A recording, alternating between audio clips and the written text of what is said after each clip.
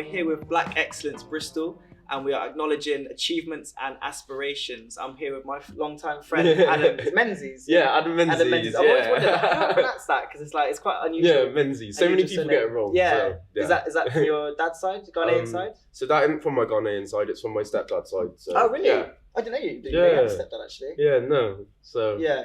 Yeah. Okay. And do you have much of a relationship with your biological dad? I don't know, not anymore. No. So since I was younger, I haven't really had too much of a relationship with him. So I've kind of grown up with two white parents as well, which is like kind of different. Of course. Yeah. Yeah. How do you feel like that's impacted you in like perhaps like people you hang out with and things like that? I feel like a lot of people ask questions, and that's something that I've just become kind of like used to, and it's something that I've just had to deal with growing up. So it doesn't affect me too much anymore because I've grown into the person I am, but definitely when I was younger it was something that affected me. Yeah. But that's natural, like, everyone has their things that affect them. But yeah. Is it hard, like, because you don't have that like I guess like a black role model, I guess, in the house directly? Yeah, exactly. And then like I've still had conversations with my mum about it, and then a lot of people asked her questions as well, like how come your son's black, like, and then I suppose she dealt with it in a way which was slightly different to the way I dealt with it, but it's still related to the same thing. Did people ask them like, you adopted? Yeah, like a lot of questions like that. Especially when I went to secondary school and the area I grew up in. I grew up in such a white-dominated area where you kind of stick out like a sore thumb. I always think like if it was the other way around, then people were in such like a black-dominated area with just one white person, so many people would notice. Yeah, but, like, definitely. I don't know. Yeah. Was that difficult then growing up, like, you know, not feeling close to like, you know, black people and black culture? I definitely feel like as I've got older, I've gravitated towards it. So I moved for uni and stuff like that. Like I wanted to be in different surround myself in a different environment with people from different walks of life and stuff like that. Because I do think in small towns, you get like a small town mentality. Yeah. So I think it was best to break the mold a little bit. Do you think you needed to leave like Yate to expand and like, grow? 100%, because I've now realised, especially as like more Black Lives Matter things have come to light, underlying comments and questions that I was constantly asked growing up have like kind of come to light in my head a little bit more now. That actually that wasn't okay at the time. Yeah. But like, exactly. At the time I was so used to it. Yeah. So you kind of just shrug it off and you become quite numb to it, don't you? Yeah. And you're outnumbered as well, especially for anyone, let alone a kid who's like 8. Yeah. Because I used to live in London and I moved from that environment to straight into like such a white dominated town that it was so weird. Like I remember on my first day, I moved to my primary school when I was in year 1, and I remember saying to my mum, I was like, why is there no one like me here? And I think it's something that just didn't cross her mind, but yeah, I think a lot of like white parents do, like you know, my mum's white and stuff like that, and I feel like I would say things to her and she'd sort of be like, almost like, you know, from my experience as a black person, and be like, you know, like, oh, I felt like that person might have looked at me a bit funny, or I say we're going to a shop together, security's following us, even when I'm with my mum. I used to have that little all the time. I say to her, I think he's following us. She's like, no, like, why would he do that? And like, but it's not like I think she just couldn't see it. So yeah, I think it's, as much as it is hard, I think for us growing up with like white family, being like around immediate white family, because a lot of my black family don't live in Bristol. It's also hard for them to kind of like how to approach us. Exactly. Like, have you had many like talks with your mum about like racism or about your blackness, even like beyond racism? You know? So I've had conversations. Like I can remember the first conversation I had with my parents saying that some people won't accept you the way you are, and like they have not everyone's views are like us. And I remember that when I was younger, and it's heartbreaking to think that conversation even has to happen, but if we don't have dialect and stuff like this, like we're doing now, nothing's ever going to change. Nothing's going to progress. Yeah. So, what's really important to me as well is my friends acting as allies as well. Because there's so many times that I've been in situations, and this is pre-2020 when more stuff came to light about it. Yeah. But so many people would sit there and just not make a comment or not stick up for you, and like it kind of shows. It's like, do I kind of really want to be friends with people like that? Like, I don't know. Yeah, I get that. Yeah. And so, like, you know, like we've talked a lot about kind of like, you know, experiences as a black person growing up and stuff, but like the main reason why I've kind of brought you here and the reason for the project is all about like, you know, realizing and celebrating ourselves as black people. you know, and our achievements and stuff. And obviously, you studied in this building. Yeah, she's right here in this room. Yeah. You know, and you did business studies as well, and you graduated from that. And I'm so proud of you. Thank you. I remember you saw it on Instagram. I was like, yes, I big up appreciate yourself, it, man, because it's big, man. Like, you know, because it's not been an easy road for you, innit? At the end of the day, definitely. as it is for like any black person studying in the UK. So like, big up for you for like graduating and stuff, man. I appreciate it. How was it being a black student in UE? To be fair, in UE was one of the first major steps in my life where I was surrounded by a lot of black people. Really? Yeah. And how do you think that like affected you, like mentally? Did that like, do you feel better? I feel like it made me feel a lot more comfortable. I felt like more of they actually have I can't remember what it's called. Societies? Or? They have like societies and stuff like that surrounding race, and there's so much awareness now compared to what there used to be. Even in my work that I've just started in March this year, we had like a diversity chat that was compulsory within the training, and they have advancements and progression kind of workshops and stuff like that to help you advance and progress within the company. And it's focused on people of colour and people Oh, that's great. Yeah, no, it's really nice that's actually. Good, yeah. Because they want mobility within the jobs. Yeah. So in the hierarchy of the whole company, there's more diversity spread across. Oh, that's good then. Yeah. So yeah. Yeah, and so it was really good to see actually, especially within the training. So. Yeah, that's not something you really get as much now. It's always sort of like, usually an incident will happen and then they're like, okay, now we've got to have this workshop to address like what happened, rather than promoting it like from the forefront and being like, you know, we want you to be able to like rise through the company. So that's great, because that's the thing I kind of like lacks in the black community, is that social mobility and that economic mobility to sort of rise through the ranks of a job.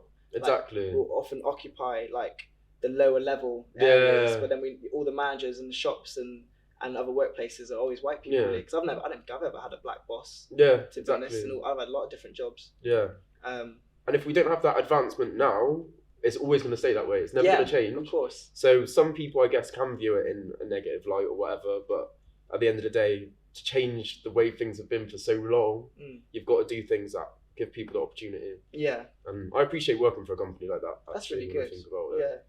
Yeah. And one thing I want to ask you actually is like, you know, as a black person, and you know, you've got labels like Black Excellence, and you clearly have an understanding of, you know, how we can be sort of held back because of our blackness.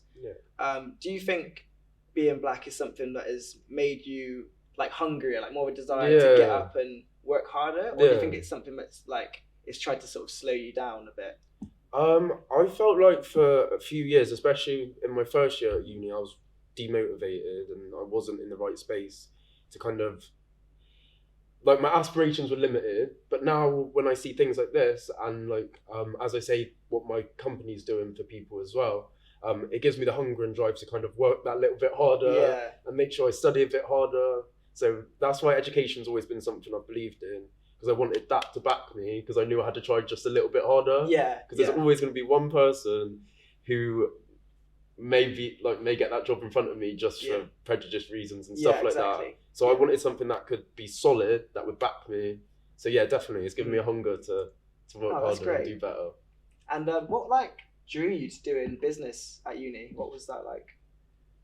What like enticed you, should I say? It was the only thing that I was good at. Really? Yeah. That's such like it's such a valuable skill though. Like because you know, economic like power is pretty much the power, isn't it? At the end of the day. And there's not like, you know, we're sort of starting to focus more on black businesses and stuff. It's like owning a business something you were ever interested in? It is something that I've actually been really interested in, but right now, there's something that is potential for the future. I mean, it's given me the foundations to kind of explore what I want now. So yeah. Oh, that's great. Hopefully. Is there many black people in the course? Yeah, there was. There was actually quite a lot. So it was nice to be surrounded by people that like kind of would get things from my perspective. And you could see so many people working hard regardless. So yeah. And did you have any black lecturers? I didn't. You didn't? No. And do you think that was something that would have helped you? I do feel. I do feel like you. Yeah, it would have, because I feel like I would have been able to approach them in a way where they actually. I don't know how to word this. You could talk to them, like relate to them a bit more, maybe, on a different level that someone perhaps who's white or something else might not really get to a certain extent. You can get like advice from them as well, and sort of see like, how did you reach this point that you're at? Yeah. That's something that would be good for them to good for them to hear as well. So hopefully they see this. Yeah. That's what we hope. So in your school, did you have many black teachers as well? I didn't. I had one. There was one black teacher who was a French teacher at my school who I used to hear vile comments about, and people would say it in front of me as if I'm not black as well, and they would literally completely have no regard to it or no almost empathy to even think, oh, actually I'm stood there with my black mate, I'm making these comments, these flippant comments that have obviously been preconditioned by their families, I suppose. But like, if they don't then correct their parents or correct the people around them, like one like spark leads to another, really, doesn't it? It's like a domino effect. So that's why I think it's so important that, like I said earlier, with friends, like calling people out when things aren't right. Yeah. And so you're 22 now, isn't it? I'm 22 in August. 22 in August? In a month. Yeah. Oh yeah, you're younger, aren't you? I'm younger than you. Yeah, I forgot about that. Yeah. All right, so either way, what would you do if you could go back to 15-year-old Adam? What would you tell him? What advice would you give? I'll tell him that when you're 22, you're going to be a lot more comfortable in your own skin, and you're going to be proud of who you are and proud of where you've come from. And times are changing, no matter how much it seems like they're not. And yeah, I'd be really proud of it. If I could see myself, my 15-year-old self would be so proud of myself now. And that's what gives me the motivation to keep going as well. That's so good, yeah. I know. That's amazing, I love that. It's made me happy thinking about it, actually. Yeah, that's so nice. And it's spending time reflecting on things like that is something that I should probably spend more time doing. Because, And so your family, they're Ghanaian? Yeah. That's your dad's side? That's my dad's side, yeah. So because he's been absent, has it been really difficult for you to like connect with your Ghanaian like heritage? 100%, definitely. It's been really hard for me, actually. I haven't connected with my heritage at all, really. Not been back at all? No, which is something that I'd love to do. But if the opportunity ever arose, I'd love to do it. Yeah, definitely. And it's not even just visiting, it's like researching online and just having a look and seeing like influential people from there and things like that. Yeah. It's not all about just going there and seeing the sites. Yeah. You know what I mean? And the thing is in Ghana as well, they've got like a really big like business culture there, you know?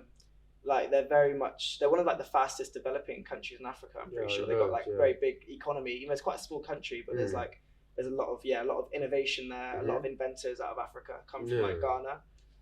So again, that could be something like, you know, you could look into, because a lot of people do go back and set up businesses and they buy land there and stuff like that, you know.